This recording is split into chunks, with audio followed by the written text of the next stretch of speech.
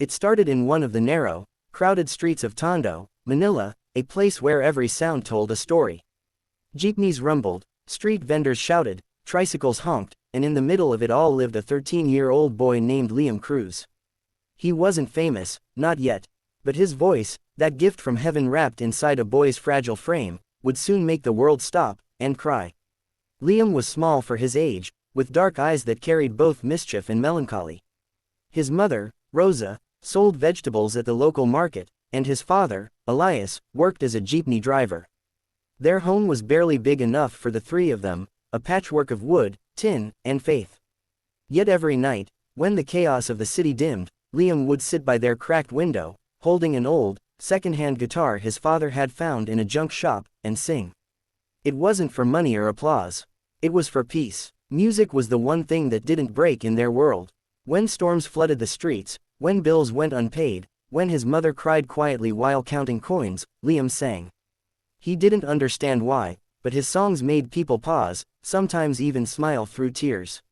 His mother would always whisper, "Anik, God gave you that voice for a reason." One humid Saturday morning, something unexpected happened. A small crew from a local TV show called Voices of the Streets was walking through Tondo. They were searching for kids with raw, untold talent, and fate decided to cross their path with Liam's. The crew heard a soft, trembling voice echoing from a nearby alley. They followed it, stepping around puddles and stray cats, until they saw him, barefoot, eyes closed, singing, "You Raise Me Up," while his guitar, though missing a string, carried every note perfectly. The host, Mara del Rosario, stared in disbelief. "Who taught you to sing like that?" she asked. Liam opened his eyes and smiled shyly. "No one, ma'am, I just sing what I feel." That one answer changed his life. Within days, the clip of Liam singing on the streets went viral. Millions of views flooded YouTube and Facebook. People from all over the world commented, "Greater than, this kid from Manila just touched my soul. I'm crying. How can someone so young sing with so much pain and beauty? This is what real music sounds like, pure heart." The video reached the producers of Asia's Got Talent, who immediately contacted Mara and invited Liam to audition. When Rosa received the call, she froze. "Are you sure, my son? On TV?" "Yes, ma'am," the producer said. "Your boy's voice deserves the world." Liam was terrified. He had never been on a plane, never even been inside a big theater. But his parents encouraged him, telling him it was time to let the world hear what God had given him.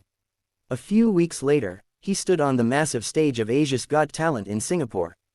The lights were blinding, the crowd enormous. His mother sat in the audience, her hands clasped tightly together, whispering prayers. The judges, David Foster, Ongun, and Jay Park, watched him curiously as he stepped up to the microphone. "What's your name, and how old are you?" David asked. My name is Liam Cruz, sir. I'm 13. I'm from Manila, Philippines. What will you be singing for us today?" He hesitated. "A song I wrote for my father." The crowd murmured. David leaned forward. "You wrote it yourself?" "Yes, sir," Liam said softly. "It's called, When You Drive Home. My dad's a jeepney driver. He works very hard. Sometimes, I sing it so he won't feel tired anymore." The room fell silent. Then the first notes of his guitar filled the air. The lights dimmed, and when he opened his mouth, time itself seemed to stop. His voice was fragile yet powerful, trembling yet unbreakable. Every lyric painted a picture, the smell of diesel, the laughter in poverty, the hope that tomorrow would be kinder. The chorus soared like a prayer. "Greater than, when you drive home, Tate, don't forget to rest your eyes. The road is long, but love will light your sky. And if I'm still awake when the moon starts to glow, I'll sing you home, Tate, I'll sing you home." By the time he reached the last note, the audience was standing. People were wiping tears, even the camera crew.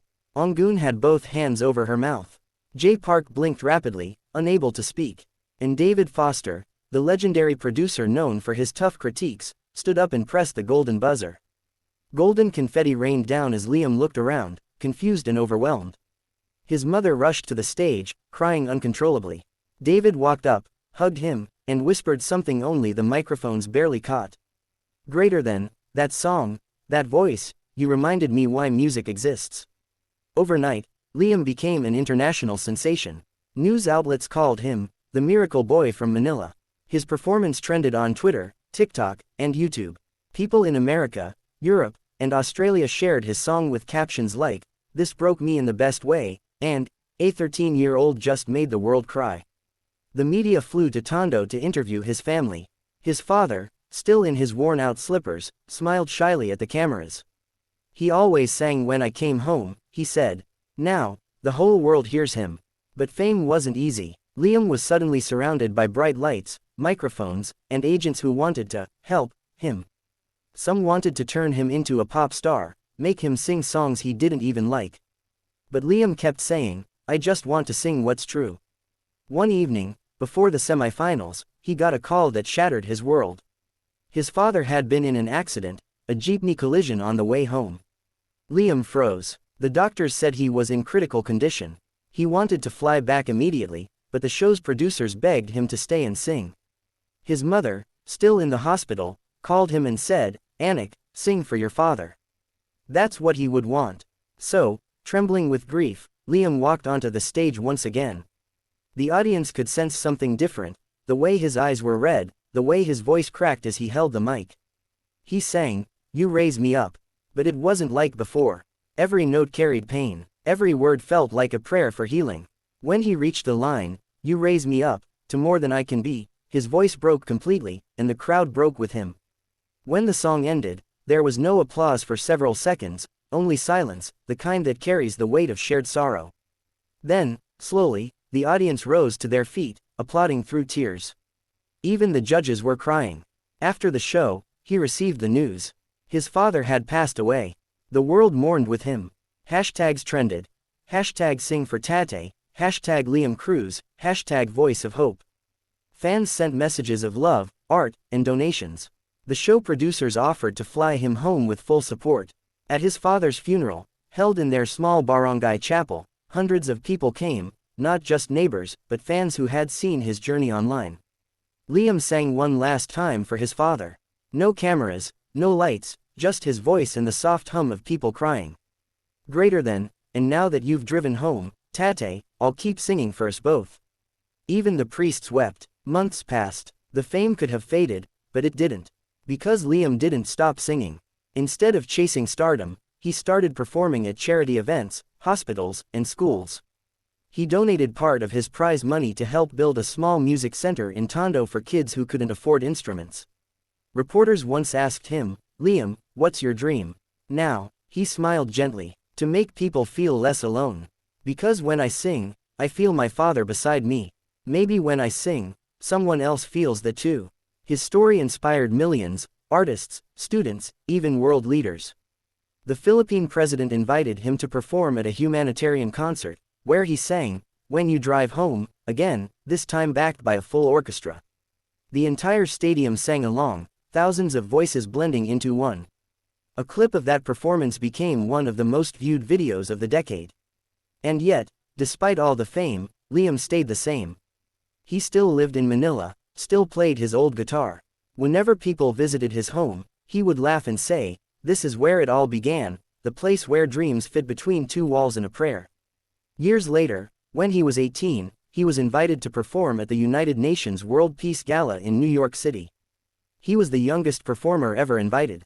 Dressed in a simple black suit, he stood before thousands, presidents, ambassadors, musicians, and spoke before singing. "When I was 13, I sang to make my father proud. Today, I sing to remind the world that love and hope can come from the smallest places, even from a little boy in Manila." He performed a new song titled, "Home in the Light." It was inspired by his father's memory, and by the journey of every child who dreams despite hardship. When he finished, the audience was on their feet, clapping through tears once again. The next morning, major newspapers ran the headline, "Greater than, the boy who made the world cry, again."